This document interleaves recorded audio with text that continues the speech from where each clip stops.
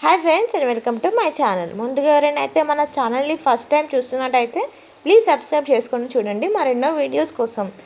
ఈరోజు మన తులారాశి గురించి తెలుసుకున్నట్టయితే తులారాశి వారి వ్యక్తిత్వం ఎలా ఉంటుంది అంటే చాలా బాగుంటుంది. మిగతా వాళ్ళని ఈజీగా నమ్మేస్తారు, అంటే మాయ మాటలు చెప్పేస్తారు కదా, ఇది నువ్వు ఇలా అనగానే నమ్మేస్తారు. సో అది మీ తప్పు కాదు, అది మీ మంచితనం. కొంచెం ఆ మంచితనం తగ్గించుకోండి. ఎవరి నమ్మాలో ఎవరిని నమ్ముకొని కొంచెం ఆలోచించండి. గడిచిన దాని గురించి అయితే అస్సలు ఆలోచించకండి. ముందు ఏం జరుగుతుందో భవిష్యత్తు కోసం మాత్రమే ఆలోచించండి.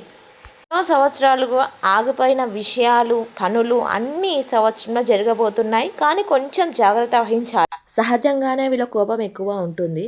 ఆ కోపం వల్ల కొంచెం మాటలు పడవలసి వస్తుంది. కుటుంబంలో నిన్ను గుర్తిస్తారు, ప్రత్యేక స్థానం ఇస్తారు. ప్రేమ, పెళ్ళిళ్ళు అట్లాంటివి కూడా ఈ సంవత్సరంలో మీకు అనుకూలంగా ఉన్నాయి. ఆరోగ్యం ఈ సంవత్సరం చాలా చాలా మెరుగవుతుంది. మీరు ఏ పని మొదలుపెట్టినా సరే మొదట అమ్మా నాన్న ఆశీర్వాదం తీసుకోండి, ఫలితాన్ని ఇస్తాయి. మీరు ఎక్కువ వీరాంజనేయ స్వామిని మొక్కండి, ఇంకా మెరుగ్గా ఫలితాలు వస్తాయి.